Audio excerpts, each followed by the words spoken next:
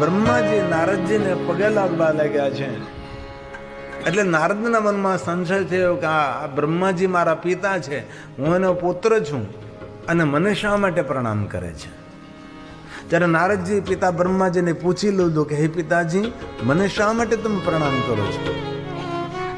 બ્રહ્માજી બહુ સરસ વાત કરી કે નારદજી, જેના મુખમાંથી શબ્દ નીકળે કે મારે મહાદેવની કથા સાંભળવી છે, એ સમયે મનુષ્ય પ્રણમ્ય છે, એ પ્રણામ કરવાને પાત્ર છે.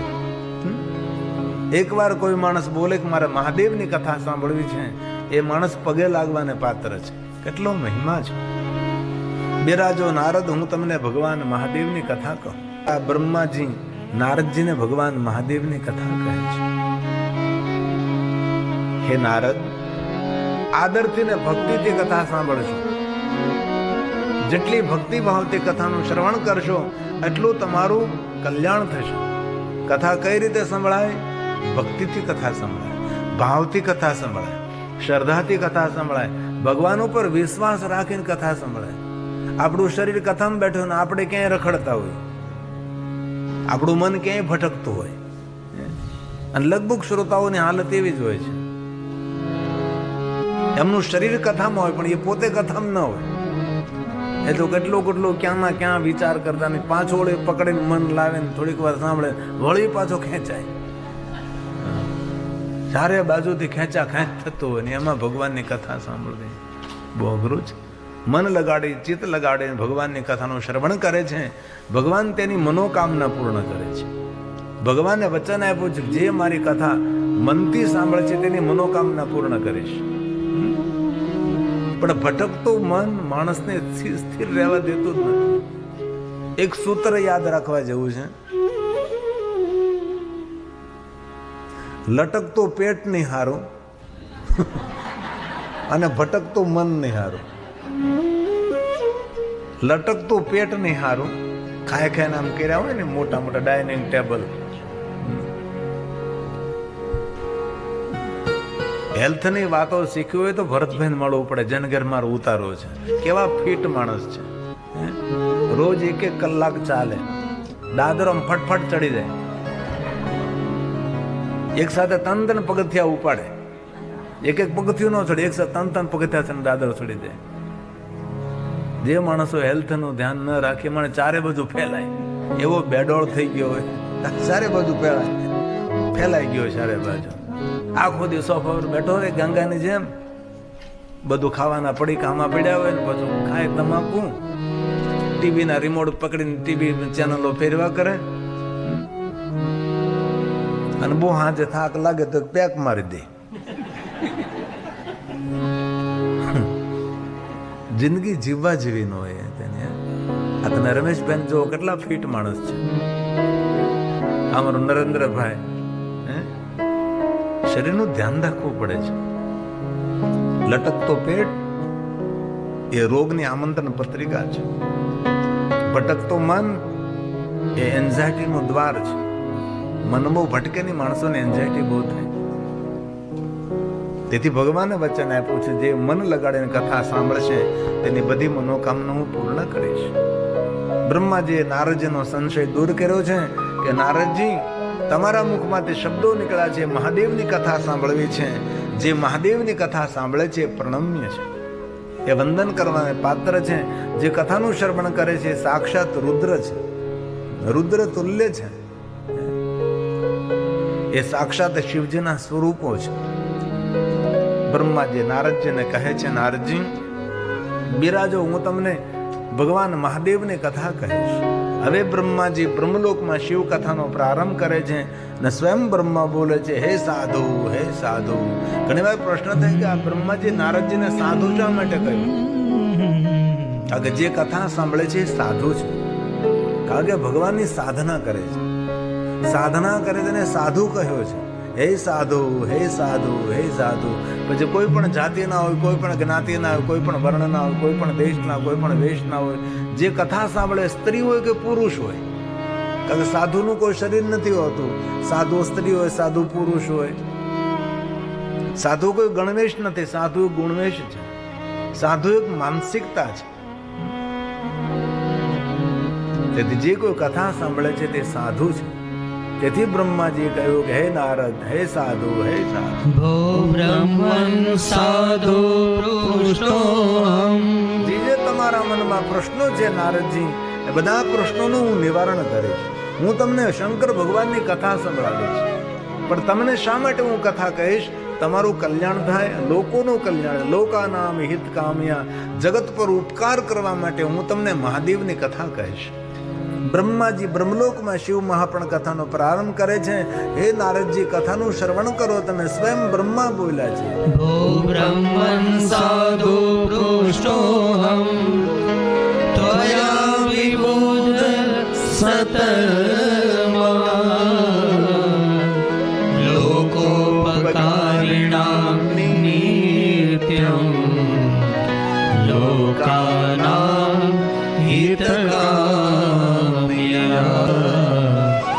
લોકાનામ હિતકામ્ય. જગતના હિત માટે, લોકહિત માટે, સૌની કામનાઓની પૂર્તિ કરવા માટે હું તમને મહાદેવની કથા કહીશ. નારદજી, તમે બિરાજો, હું તમને શંકર ભગવાનની કથા કહું છું. પણ હે નારદ, મહાદેવની કથા કહું એ પહેલા હું શિવજીની સુંદર સ્તુતિ કરું. બ્રહ્માજીએ નારદના સમક્ષ શિવ કથાનો પ્રારંભ કરે છે. એ પહેલા બ્રહ્મા સ્વયં મહાદેવની સ્તુતિ કરે છે. ના શબ્દો સ્વયં બ્રહ્માજીના છે. ભગવાન, તમને પ્રણામ કરું છું. નમો સવનંત રૂપાય નીલકંઠ નમોસ્તુતે અવિદ્યાત સ્વરૂપાય કેવલ્યાય મૃતાય ચ કૈવલ્યાય મૃતાય ચ. નારદજી, ભગવાન મહાદેવ અમૃતના સ્વરૂપ છે. શંકર ભગવાન અમૃતના સ્વરૂપ હોવાને કારણે તો શંકર ભગવાને ઝેર પીધું છે અને શંકર ભગવાને વિશ્વાન કીધું ને કંઠમાં રાખ્યું. એટલે મહાદેવને આપણે નીલકંઠ કહીએ છીએ. વિશ્વના દરેક દેવતાઓમાં એક શંકર ભગવાન એવા દેવ છે જેને આપણે નીલકંઠ કહીએ છીએ. બાકી નીલકંઠ વર્ણી હોઈ શકે છે. ભગવાન શિવજી જેનું વર્ણ કર્યું છે નીલકંઠ વર્ણી છે. ભગવાન મહાદેવ સ્વયં નીલકંઠ છે. ભગવાન શિવ જેવો કોઈ દયાળુ દેવ દુનિયામાં નથી. તેથી આપણું આપણે મંગલ કરવું અને શુભ કરવું અને પરિવારનું સારું કરવું હોય તો શંકર ભગવાનની ખૂબ ભક્તિ કરવી. આ વિષ્ણુ ભગવાને નારદને એમ નહીં કહ્યું કે તમે પહેલી કથા સાંભળો, તે કથા સાંભળો, અહીંયા તીર્થમાં જાઓ, આ યજ્ઞ નહીં. તમે મહાદેવની કથા સાંભળો એટલે તમને મહાદેવમાં પ્રેમ થશે અને મહાદેવમાં પ્રેમ થશે એટલે તમારા જીવાત્માનો ઉદ્ધાર થશે. નારદજી, તમે શંકર ભગવાનની કથા સાંભળો એમ કહ્યું છે. અને બ્રહ્માજીએ નારદના સમક્ષ ભગવાન મહાદેવની કથાનો પ્રારંભ કરતા શિવજીની સુંદર સ્તુતિ કરે છે. નાંતમ દેવા વિજાન. ભગવાન શંકરજીનો મહિમા કોઈ દેવતા પણ જાણતા નથી. કોઈ ઋષિમુનિ પણ શંકર ભગવાનનો મહિમા નથી જાણતા. અને શબ્દો દ્વારા આપણે તો પ્રણામ કરીએ છીએ. કથા એ ભગવાનની વંદના છે. કથા એ ભગવાન શિવજીને પ્રણામ છે. ભગવાનનો મહિમા કોણ જાણી શકે, કોણ કહી શકે, કોણ સમજી શકે, કોણ સમજાવી શકે છે? બ્રહ્મા કહે, મને તો શંકર ભગવાન વિશે કઈ એટલી બધી ખબર નથી, કારણ કે દેવતાઓ એ તત્વને નથી જાણતા. નાંતમ દેવા વિજાનન્તિ યસ્ય તસ્મૈ નમો નમઃ. હે મહાદેવ, હે મહાદેવ. યમ ન વાચ પ્રશંસન્તિ નમસ્તસ્મૈ ચિદાત્મને નમસ્તસ્મૈ ચિદાત્મને. દરેકના ચિત્તમાં નિવાસ કરેલા ચિદાનંદ રૂપ છે. ભગવાન શંકરજીના મહિમાને કોણ જાણે, કોણ સમજી શકે? અહમ નિર્વિકલ્પો નિરાકાર રૂપો વિભુર વ્યાપ્ત સર્વત્ર. કોણ જાણે, કોણ સમજી શકે? નિરાકાર મોકાર મુલ્લમ તુર્યમ ગિરા જ્ઞાન ગોતિતમિશમ ગિરીશમ. ભગવાનના મહિમાને કોણ જાણે? અહમ નિર્વિકલ્પ. મનોબુદ્ધ્યહંકાર ચિત્તાનિ ન ચ શ્રોત્ર જીવે ન ચ ઘ્રાણ નેત્રે च व्योम भूमि न तेजो न वायो चिदानन्दरूपं शिवोऽहं शिवोऽहं चिदानन्दरूपं शिवोऽहं शिवोऽहं. બ્રહ્મા સ્વયં કહે છે, નારદજી, આ તત્વને હું જાણતો જ નથી. હું તો શિવજીની સ્તુતિનું ગાયન કરું છું. હમણાં પવિત્ર શ્રાવણ મહિનો આવે છે, જેટલું થાય એટલું શિવનું ભજન કરું. આખા શ્રાવણ મહિનામાં 5,55,000 મંત્રનો જાપ ન થઈ શકે તો આખો મહિનો મૂંગા રહેવું. ભગવાન શિવજીને મૌન બહુ વાલું છે.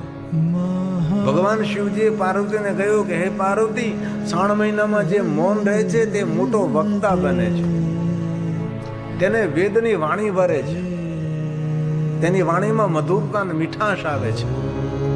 તેથી પવિત્ર શ્રાવણ મહિનામાં મૌન ધારણ કરો. થઈ શકે તો આખો મહિનો ઉપવાસ કરો. ઉપવાસ ન કરી શકો તો ફરાળ કરવું. ફરાળ ન કરી શકો તો એક સમય ભોજન કરવું, જેને એકટાણું કહીએ. આખો મહિનો એકટાણું, શ્રાવણ મહિનાનું એકટાણું કરીએ. અને એમ ન થઈ શકે તો એક દિવસ એકટાણું કરું, બીજે દિવસે 3 ટાણું કરું. આ એક દિવસ એકટાણું, બીજે ત્રીજે દિવસે 3 ભૂન, પાછું બી એકટાણું. એક દિવસ ઉપવાસ ને એક દિવસ જમવાનું, એક દિવસ ઉપવાસ ને એક દિવસ જમવાનું. આવી રીતે પણ વ્રત કરી શકાય. શ્રાવણ માસની અંદર બને એટલું ભગવાનનું ખૂબ ભજન કરવું. ઈશ્વરનું ભજન થોડું કરવાથી અધિક ફળ આપનારો પવિત્ર શ્રાવણ મહિનો છે. શ્રાવણ મહિનાનો ખૂબ મહિમા. અને આખો મહિનો કાંઈ ન થાય ને તો ધરતી પર હોવું. ધરતી પર સુવાનું પુણ્ય છે શ્રાવણ મહિનામાં. એ પણ ન થઈ શકે તો સફેદ વસ્ત્રો પહેરવા. એ પણ ન થઈ શકે તો વાણીનો સંયમ રાખવો.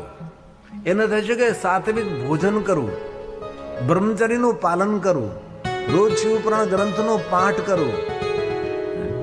શ્રાવણ મહિનામાં રોજ ભગવાન શિવજીના જલાભિષેક કરવો. આપણા ગુરુ મહારાજે જે મંત્ર આપ્યો હોય તેનો મંત્ર જાપ કરો. આપણા ઉપર સદગુરુ હોય ને, સદગુરુ આપણને મંત્ર આપ્યો, ભાઈ તમારે આ મંત્રનો જાપ કરવાનો છે, પછી બીજા મંત્રોમાં ફાફા નહીં મારવાના. જે આપણા ગુરુ મહારાજ આપણને મંત્ર આપ્યો હોય એ મંત્રનો જાપ કરવાથી બધા જ મંત્રોનો જાપ કરવાનો ફળ મળે. જે ગુરુ મહારાજે મંત્ર આપ્યો હોય એ મંત્ર નિષ્ઠાપૂર્વક જપવો. આજ ગુરુવાર છે ને, ગુરુદેવ તો જ્ઞાનની મૂર્તિ કહેવાય. સાક્ષાત ભગવાન છે, સાક્ષાત ઈશ્વર છે. ગુરુ એ માણસ નથી, એ ભગવાનનું સ્વરૂપ છે. ભગવાન નથી, ભગવાનનું સ્વરૂપ છે. તે આપણને પરમાત્મા સુધી પહોંચાડે છે. આપણું ગુજરાતી સુંદર, અમારો સુંદર સ્તુતિ છે, અમારી પોતાને લખાયેલી છે. ગુરુ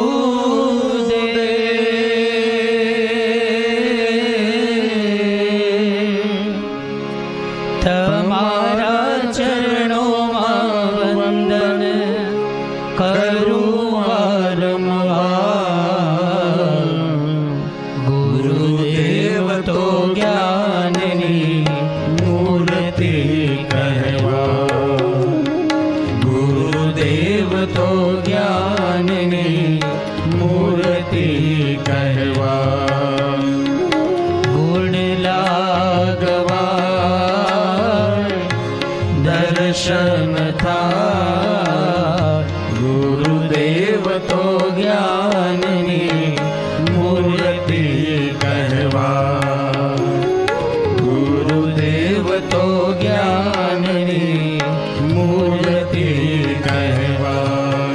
હમણાં 29 તારીખે ગુરુ પૂર્ણિમા છે, જેને વ્યાસ પૂર્ણિમા કહે છે. આપણે આ વ્યાસપીઠના સ્વામી ભગવાન વ્યાસજી, જેને ગુરુ પૂર્ણિમા.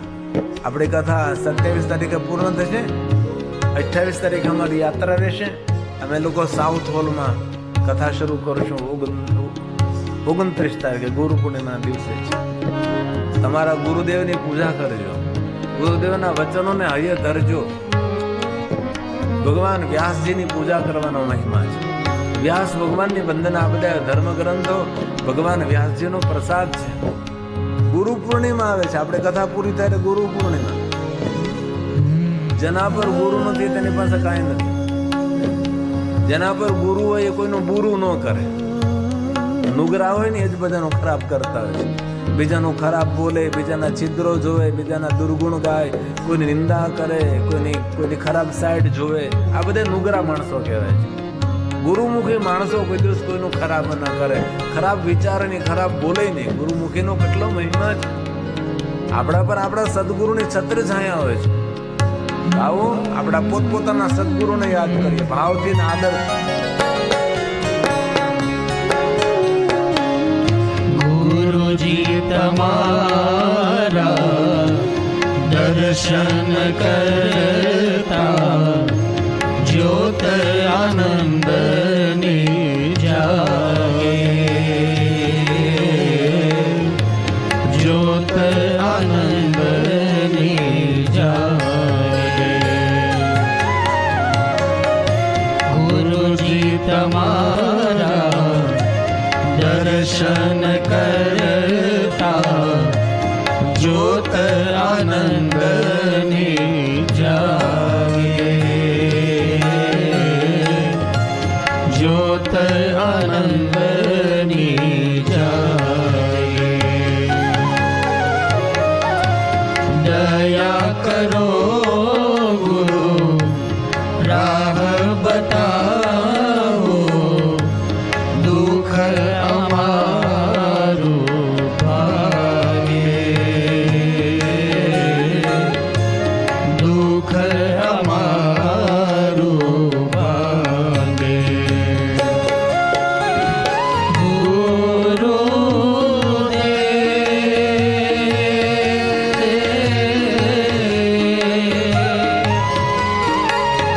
દુઃખી જીવને શાંતિ આપો, રટું વારંવાર. ગુરુદેવ તો જ્ઞાનની મૂર્તિ કહેવા, ગુરુદેવ તો જ્ઞાનની મૂર્તિ કહેવા. ગુણ લાગવા દર્શન થાય, ગુરુદેવ તો જ્ઞાનની મૂર્તિ કહેવા, ગુરુદેવ તો જ્ઞાનની મૂર્તિ કહેવા.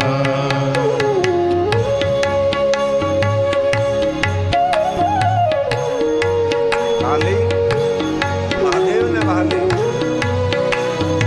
હાલીથી પ્રસન્નતા મળે, આરોગ્ય મળે. તાલમાં તાલે શાબાશ.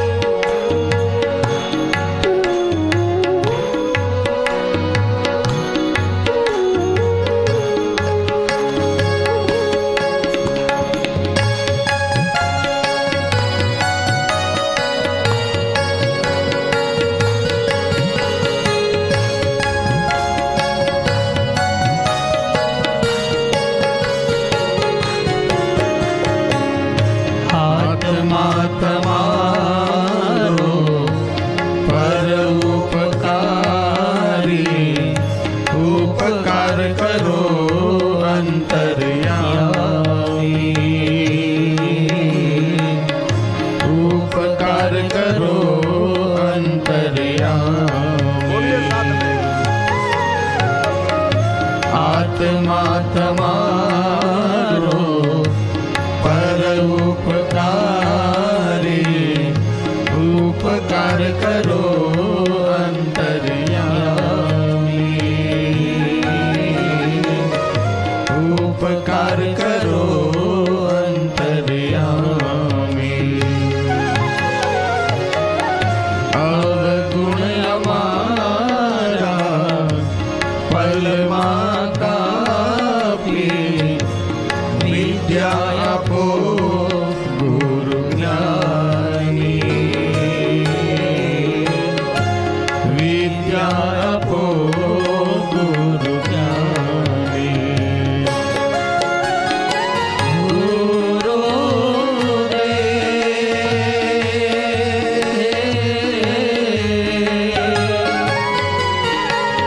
શબ્દ તમારા હૃદયમાં વાગે, કહું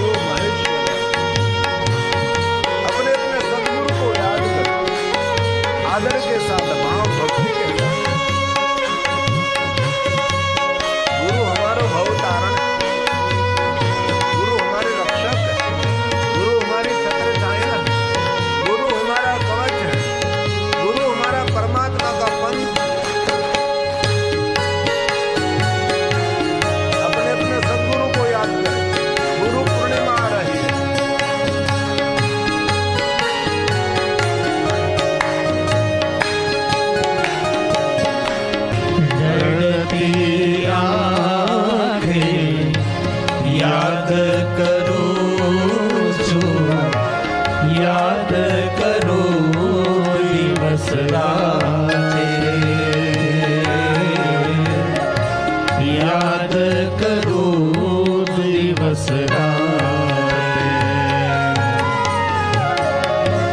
રડતી આંખે યાદ કરું છું, યાદ કરું દિવસ રાત.